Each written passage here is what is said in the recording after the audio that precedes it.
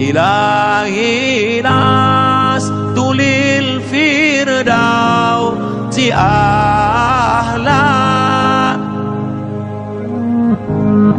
ولا أقوى على النار الجحيم.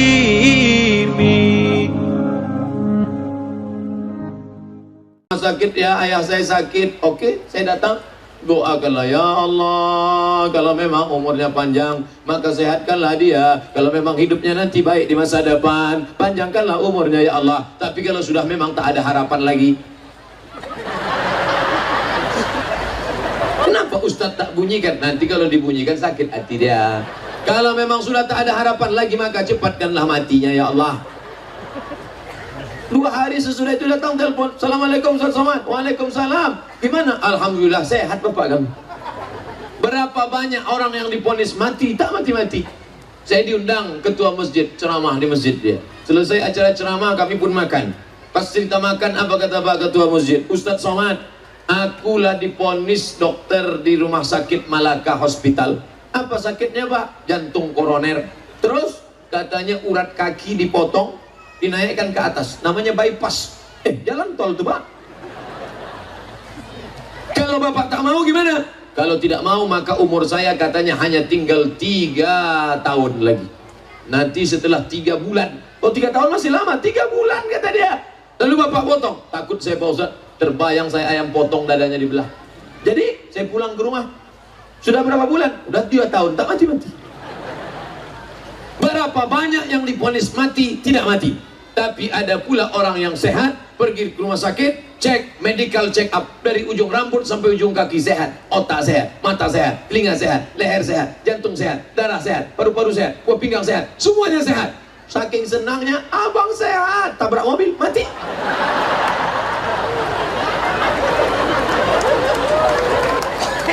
Aku sehat, kata si abang.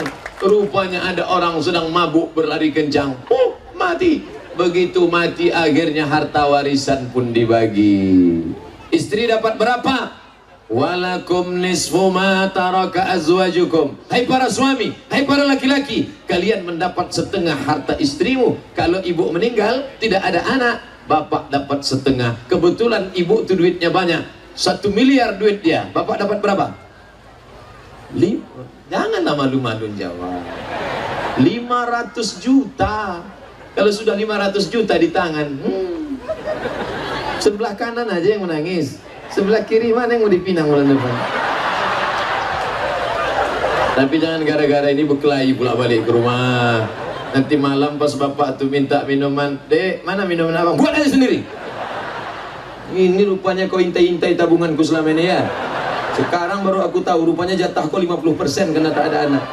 Bapak ibu yang dimuliakan Allah Subhanahu wa ta'ala, Ustadz inilah, masa Ustadz bilang istri aja yang meninggal? Gimana kalau dibalik? Oke, kita balik, sekarang suaminya mati.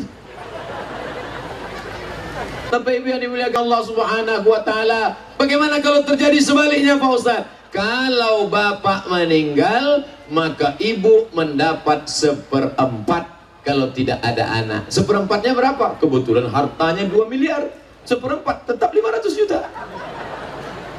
Dapat 500, 100 untuk pergi ke salon, naik ke atas. Dagu Joda Akbar, rambut hitam pirang kan, kuku, wow, kurang tinggi, pasang sepatu tumit 15 cm. Oh gini, kita pun nengoknya gamang macam mau jatuh.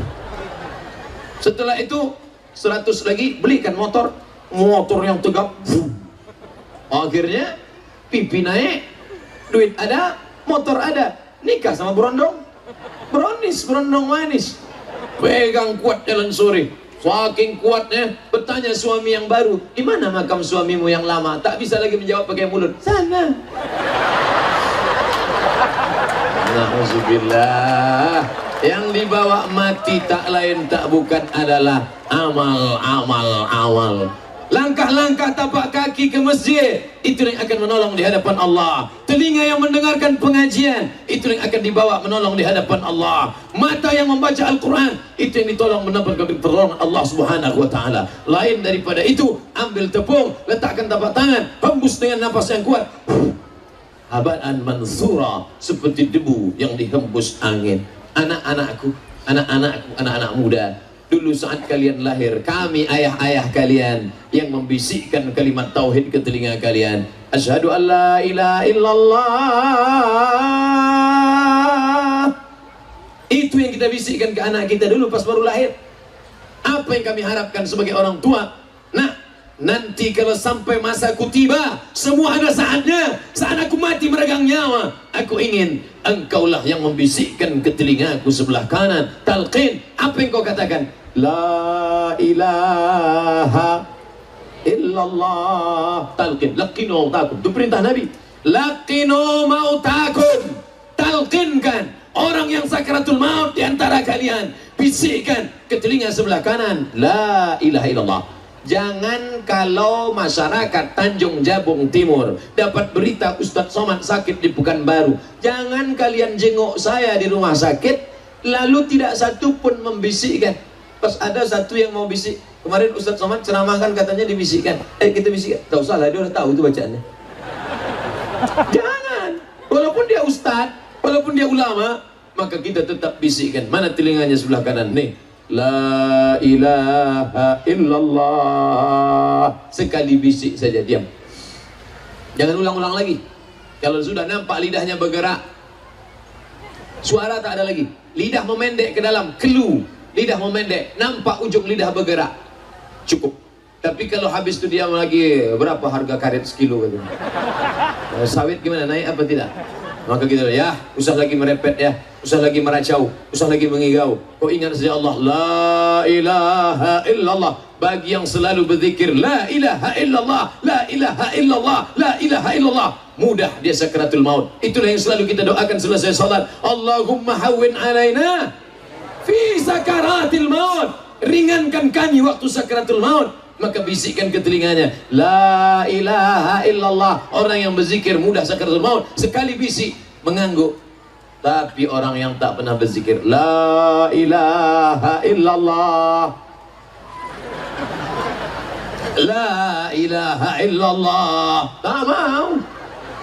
Untung kawan akrabnya ada satu datang, langsung dia datang, dia ambil HP-nya, dia tunjukkan. Nah, iya. Apa kau tunjukkan tadi? Balak 6. Tahu dia. Itu yang selalu carinya. Langsung dibukanya HP, dicarinya www.google.com, enter balak 6. Oh, dapat gambar. Ini kan gitu. Iya, itu kan. Gol langsung. Jadi gimana? Main kan?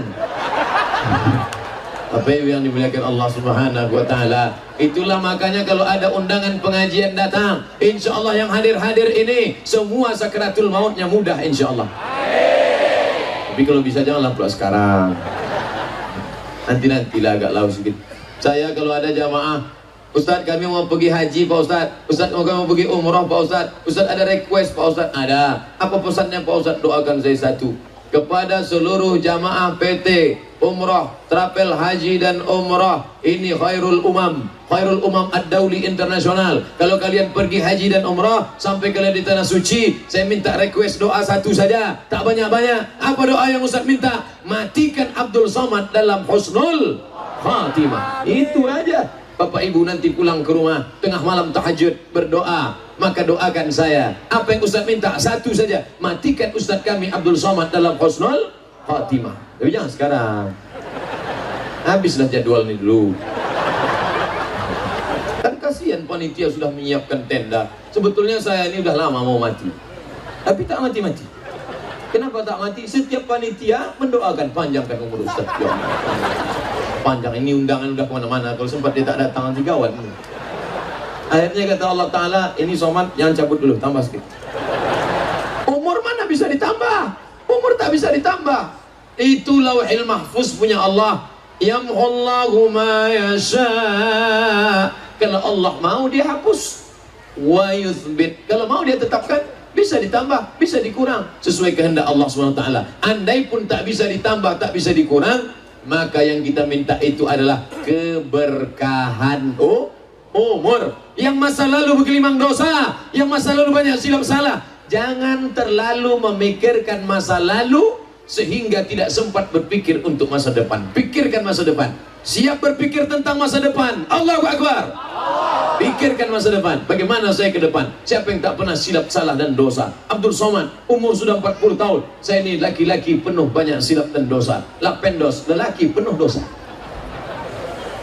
Ustaz Somad, saya ini banyak dosa Pak Ustaz. Kau pergi ke tepi sungai, kau mandi. Mandi apa? Mandi taubat.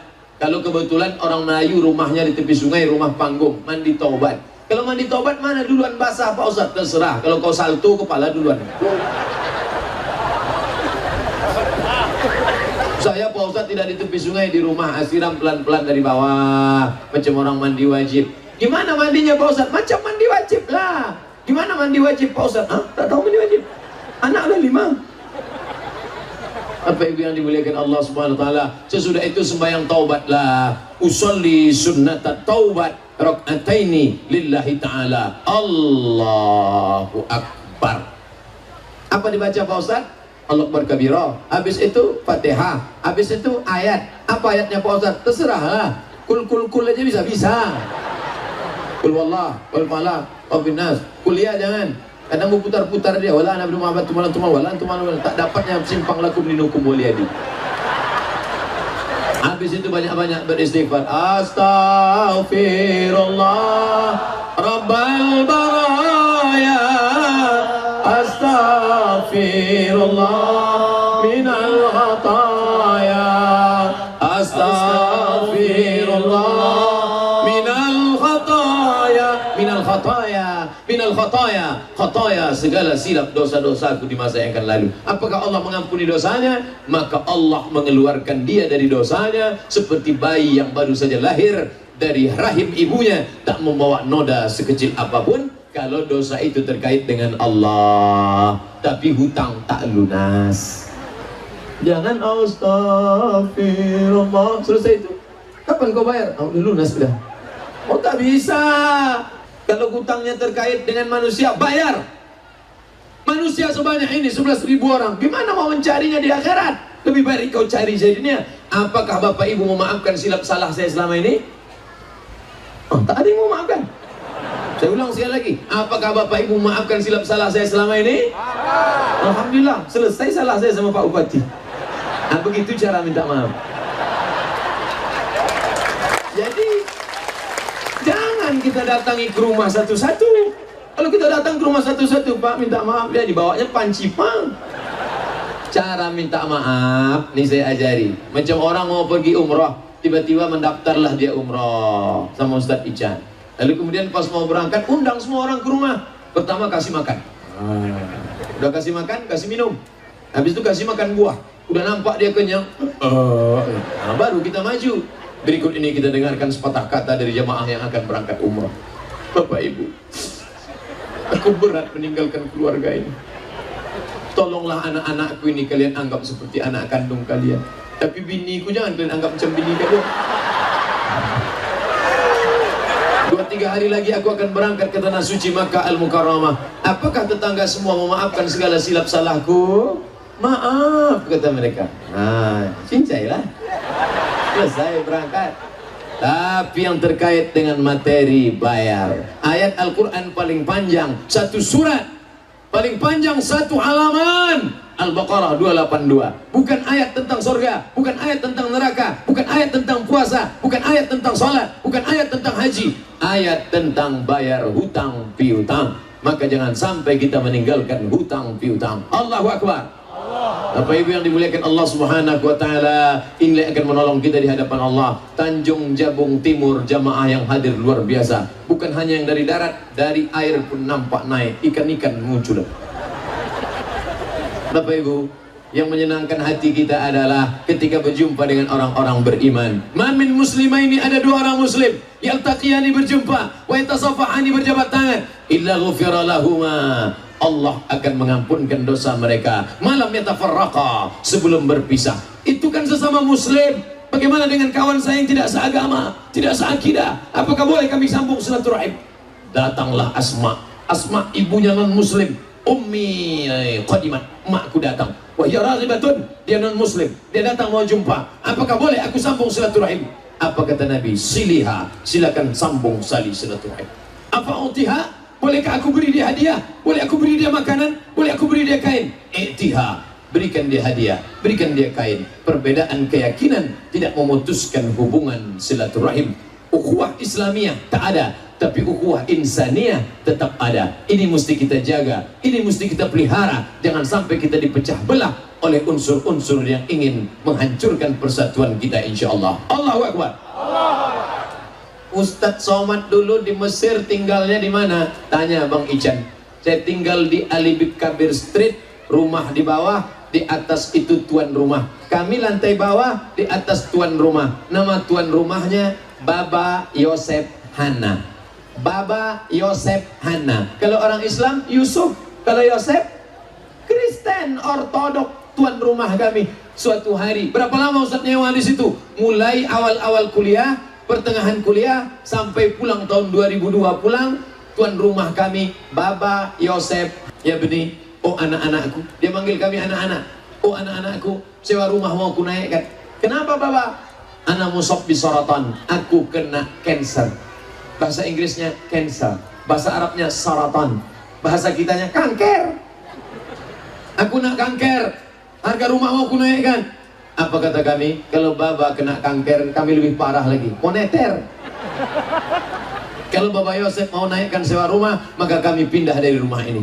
Apa kata Baba Yosef sambil termenung lama? Kalau begitu tak usah kalian pindah. Sampai saya pindah 2002, pulang dari Mesir, itu sewa rumah tak dinaikkannya. Begitulah kami bertetangga, bersahabat, berkawan baik, sampai akhirnya saya pulang. Bulan Agustus kemarin saya ke Mesir, saya datang, saya singgah lagi, saya cari rumah itu, mengobati kerinduan. Tapi sudah bergembok besi, rumah keliling sudah berubah, saya tak tahu nomornya, saya tak tahu tempatnya, tak mungkin saya gedor-gedor, takut saya dikejar anjing yang sangat maling. Tapi hubungan tetap tidak putus dalam kebaikan. Sedangkan tempat jatuh lagi dikenang, apatah lagi berulang mandi. Begitu kata pepatah orang Melayu. Maka kalau kita bertetangga, berkawan, bersahabat, sekantor beda agama, tidak apa-apa. Bertetangga beda agama, silakan. Nabi pindah dari Makkah, pindah ke Madinah. Sepakat semua ahli sejarah, guide penunjuk jalannya Ibnu Uraiqid, non muslim. Nabi berkawan, bersahabat. Tapi kalau sudah dalam masalah ibadah, masalah keyakinan, masalah agama, maka kita tegas. Islam tidak keras, tapi Islam tegas dalam prinsip. Wala ana abidu ma'abadtum wala antum abiduna ma'abud lakum dinukum waliyadin. Ustadz Somad, ya ini kawan sekantor saya, anaknya nikah, non muslim. Boleh saya datang? Silakan kau datang. Boleh saya datang ke pesta nikahnya? Silakan kau datang. Nikahnya di mana? Di hotel Pak Ustadz. Datang ke hotel. Apa ucapan saya? Selamat menempuh hidup baru, semoga menjadi keluarga yang bahagia, selamat berumah tangga. Itu. Tapi jangan kau ucapkan doa seperti sesama muslim. Barakallahu lakum wa baraka alaikum. Jadi ada untuk saudara, tapi dua-duanya baik. Jangan tak datang, jangan putus hubungan. Boleh saya makan Pak Ustadz? Silakan. Nanti di hotel itu akan dibagi dua, Muslim food, non-Muslim food. Makan di Muslim food, itu cateringnya Muslim. Memang sengaja mereka cari. Mereka tahu hidup di negeri ini bersuku-suku, berbangsa-bangsa, beraneka agama. Kau makan di Muslim food, habis itu kau pulang. Ada salah satu habis makan Muslim food, singgah dia di non-Muslim food. Kau kenapa singgah di situ? Itu bukan makanan kita, kuahnya aja sedikit Pak Ustaz. Tapi yang dimuliakan Allah Subhanahu wa taala, Nabi SAW meninggal dunia, baju besinya dir'ananya hilang. Mana baju besi Nabi? Mana baju besi Nabi? Ternyata dipegang seorang Yahudi non muslim. Hai Yahudi, kenapa kau pegang baju besi Nabi kami? Kau curi ya? Tidak. Nabimu menggadaikan gandum kepada aku, dia pinjam 30 sok gandum. 1 sok 3 kilo, kali 3, kali 3, kali 3, 90 kilogram. Padahal banyak orang Islam yang kaya. Ada Abdurrahman bin Auf, ada Sa'ad bin Rabi', ada Utsman bin Affan, mertua, menantunya sendiri kaya. Kenapa dia gadaikan kepada Yahudi? Nabi ingin mengajarkan berinteraksi sosial dengan muslim. Muslim, non-Muslim, bertetangga. Di Madinah ada Yahudi Bani Nadir, ada Yahudi Bani Quraizah, ada Yahudi Bani Qainuqa, ada Yahudi Khaybar. Maka dalam Islam ada garis pembatas. Jangankan beda agama, sesama Muslim pun ada garis pembatas. Mana dia? Tuh, saya nampak dari sini. Ada garis pembatas, sebelah sana untuk laki-laki, sebelah sini untuk perempuan. Nah, itu dia garisnya. Itu kain putih itu dipasang. Nah, makanya tak ada bapak-bapak yang berani menyeberang, kecuali LGBT. Supaya apa? Supaya tidak bercampur aduk. Aslinya kalau 11.000 orang yang datang tidak berlebih, maka ini cukup menampung. Sudah ditata sedemikian rupa oleh panitia. Ini laki-laki, ini perempuan. Bagian depan untuk tamu-tamu khusus, VVIP, very very important person. Lalu apakah di akhirat nanti yang tegak ini duluan masuk surga? Tidak. Tak boleh angkuh, tak boleh sombong. Boleh jadi yang memasang umbul-umbul itu 500.000 tahun lebih dulu masuk surga. Allahu Akbar. Mereka tidak pernah diundang ke depan. Mereka tidak pernah, tak bapak mendengar acara, tiba-tiba protokol berkata, berikut ini mari kita dengarkan kata sambutan dari yang memasang umbul-umbul. Tapi ini begitu hebat terjadi. Abdul Somad bisa ceramah, bisa bersuara lantang. Kenapa? Karena ada yang memasang mikrofon. Coba andai tak pakai. Abdul Somad bisa diketahui orang, dikenal orang. Kenapa? Karena ada kamera yang merekam. Kamera paling dekat. Kamera. Walaupun saya tak tahu tak hidup tak tidak. Bapak Ibu yang dimuliakan Allah Subhanahu wa taala, betapa hidup kita ini kita memerlukan orang banyak, kita berhajat kepada orang banyak, kita minta tolong pada orang banyak. Apakah ketika kita tenggelam ke dalam lautan, lalu ketika akan diselamatkan orang, kita akan tanya dulu siapa yang menyelamatkan ini? Tidak, selama dia bisa menyelamatkan kita dalam urusan dunia. Adapun dalam urusan ibadah, dalam urusan puasa, dalam urusan muamalah, dalam urusan ini ada aturan yang dibawa oleh Nabi Muhammad sallallahu alaihi wasallam. Hanya saja bertamu ke Tanjung Jabung Timur ini rasa-rasanya dalam perjalanannya menyenangkan. Ustaz Somad tadi di jalan, kata ayahanda orang tua saya, tak saya sebut namanya, gimana perjalanan Ustaz tadi, apakah menyenangkan? Menyenangkan Pak Haji, tapi tidak begini-begini. Tidak, kenapa? Saya tidur. Begitu sampai terbangun langsung ke rumah Pak Bupati, langsung disediakan bubur, langsung kami makan buah. Ini Pak Ustaz, buah naga, mantap, ngeri ini. Orang takut ular naga, di sini dimakan buahnya. Luar biasa. Satu yang tak menyenangkan hati saya, kami semua makan, tuan rumah pula tak makan. Kenapa tak makan? Rupanya sedang puasa. Ustadz yang berceramah, berpuasalah, berpuasalah. Awak dah makan bubur sepiring. Rupanya Ustadz yang selama ini berceramah ngajak puasa, dia pula tak puasa. Nanti dibalikkan orang, Ustadz ni pandai ceramah aja ngomong, Ustadz kau tak puasa? Saya musafir. Bapak Ibu yang dimuliakan Allah Subhanahu wa taala, maka banyak-banyak puasa sunat nih bagus. Apalagi bagi mahasiswa-mahasiswa, adik-adik kalian yang masih muda yang belum menikah, banyak puasa bagus. Kenapa? Dengan banyak puasa, anak muda ini kan libido seksualnya tinggi. Kalau sudah tua, itu. Tapi kalau anak muda baru dengar suara aja udah bernafsu. Pulsa Anda tinggal 5.000, apa nafsu? Tapi kalau dia puasa, nafsu ada, tenaga tak ada. Duduk kalian nanti di kantin kampus, datang kawan nawarin, bro, tuh ada cewek, tengoklah, udah tak nampak lagi. Terus puasa. Dengan berpuasa ini kita merasakan kedekatan dengan Allah Subhanahu wa taala. Masuk ke dalam kamar mandi, kunci pintu, tengok air dalam bak. Andai kau masukkan tanganmu, kau masukkan ke mulut, agak seteguk dua teguk. Ada orang tahu? Mana ada orang tahu? Jangankan seteguk dua teguk, kau buka pecimu, kau masukkan kepala ke dalam, setengah bak kau minum. Habis, pas mau keluar keringkan bibir, miringkan kepala. Buat gaya-gaya agak mau mati. Mana ada orang tahu? Tapi saat itu kau sedang merasakan kedekatan dengan Allah Subhanahu wa taala. Kalau takut karena diawasi pejabat tinggi, irjen, KPK, mereka manusia, mereka mengantuk, mereka tidur. Kalau takut diawasi kamera CCTV, akan ada pemadaman bergilir, akan ada kabel dimakan tikus. tapi kita takut berbuat salah karena ada yang mengawasi kita. Siapa? Dia. La ta'khudhuhu sinatun wala naum. Dia yang tidak mengantuk dan tidak tidur. Maka puasa bagus bagi bapak-bapak, bagi para pemimpin-pemimpin, bagi para ibu-ibu. Ibu-ibu lagi lebih bagus puasa, karena banyak orang menceritakan aib orang lain. Tapi ketika dia sedang puasa, "Bu, kabarnya anak saya ini sudah nikah, hampir 9 bulan. Saya sedang puasa, jangan ceritakan aib orang, pindah amal pahala kita nanti. Sok. Nanti habis maghrib kita sambung." Bapak Ibu yang dimuliakan Allah Subhanahu wa taala, dimulai 4:30, sekarang pas 5:30, 60 menit saya menyampaikan tausiah. Berikutnya akan saya jawab pertanyaan-pertanyaan yang sudah disiapkan oleh panitia.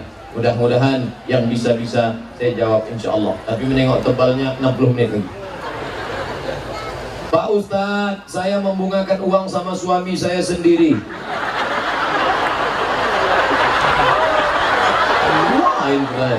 Saya seumur-umur jadi ustadz baru di sini lah pertanyaannya. Bang, abang kalau mau minjam duit, ini aku kasih abang 100.000, nanti abang bayar 110 ya. Ini namanya riba kecil-kecilan bang. Kalau sesama suami istri tak berdosa bang. Maka dalam perjanjian lama dituliskan, "Kai Bani Israel, kalau kau meminjamkan kepada saudaramu, maka janganlah kau ambil bunga daripadanya. Kalau kau ambil bunga daripadanya, maka apakah budi baikmu?" Itu dalam presentasi saya tentang riba. Riba tidak hanya diharamkan dalam ajaran Nabi Muhammad SAW. Dalam ajaran Nabi Musa diharamkan riba. Dalam ajaran Nabi Isa alaihissalam diharamkan riba. Baik kepada keluarga dekat tersendiri maupun kepada suami. Jadi gimana caranya? Ibu kasih saja bapak itu pinjaman. Istri boleh berzakat kepada suami. Kebetulan ibu orang kaya, harta warisan banyak, suami pula susah. Bang, ini zakat ku kasih sama abang. Tapi abang jangan macam-macam. Kalau macam, beri saja dia pinjaman lunak tanpa bunga. Insya Allah Allah akan lipat gandakan rezekinya. Insya Allah. Amin. Ya Rabbal Alamin. Saya punya bapak umur 78 tahun. Beliau sakit stroke sudah 8 bulan. Apakah saya bisa membadalkan hajinya? Karena beliau dari dulu pengen haji. Bisa. Sakit stroke umur 78 tahun, tak bisa ke Makkah. Labbaik Allahumma subrumah. Ku hajikan subrumah. Kata Nabi, kau menghajikan siapa? Subrumah. Subrumah itu siapa? Saudaraku. Kau sudah haji apa belum? Belum. Hajikan dirimu, baru kau hajikan subrumah. Itulah dalil boleh menghajikan saudara. Jika habis keguguran umur janin 2 bulan, apakah harus mandi nifas? Nih bagi yang nifas. Dengar baik-baik ibu-ibu. Bapak-bapak pun penting juga. Karena bapak-bapak punya istri, istrinya pasti nifas. Betul? Kecuali kalau istrinya laki-laki, itu tak ada nifasnya. Allah hanya menciptakan Adam dan Hawa. Tidak pernah Allah menciptakan